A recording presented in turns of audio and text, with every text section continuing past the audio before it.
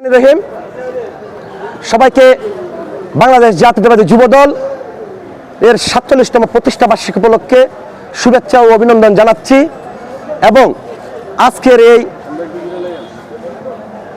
বিশেষ দিনে আমি শ্রদ্ধাভরে স্মরণ করছি যার হাত ধরে বাংলাদেশ জাতীয়তাবাদী যুবদলের প্রতিষ্ঠা হয়েছে, মহান স্বাধীনতার ঘোষক, বিএনপির প্রতিষ্ঠাতা, যুবদলের প্রতিষ্ঠাতা শহীদ রাষ্ট্রপতি জিয়াউর রহমান বীর উত্তমকে আমি আজকের এই দিনে শ্রদ্ধাভরে স্মরণ করছি।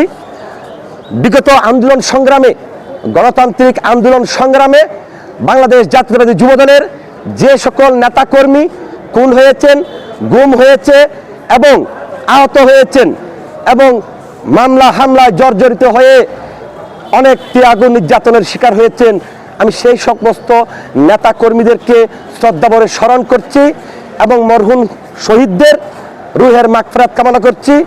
এবং আমরা যারা আজকে এখানে রয়েছি, বাংলাদেশ জাতীয়তাবাদী যুবদল অত্যন্ত একটি ধৈর্যশীল আন্দোলন সংগ্রামের সংগঠন, যে সংগঠন বিগত 18 বছর আমাদের প্রিয় নেতা বিএনপির ভারপ্রাপ্ত চেয়ারম্যান তারেক রহমানের নেতৃত্বে সারা বাংলাদেশে গণতান্ত্রিক আন্দোলনের লড়াই করেছে, রাজপথে রক্ত দিয়েছে এবং এই সর্বশেষ যে জুলাই বিপ্লব হয়েছে, ছাত্র জনতার সেই জুলাই বিপ্লবেও বাংলাদেশ জাতীয়তাবাদী যুবদল সক্রিয় অংশগ্রহণ করেছে।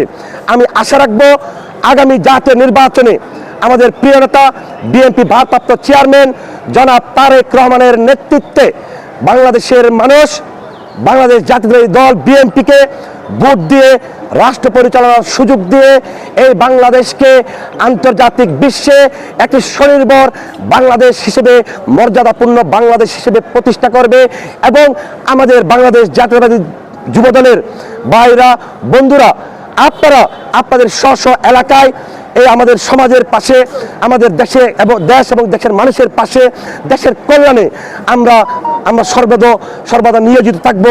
এটাই হোক আজকের এই যুবদলের ৪৭তম প্রতিষ্ঠা বার্ষিকীর অঙ্গীকার। ধন্যবাদ। খুদা হাফেজ।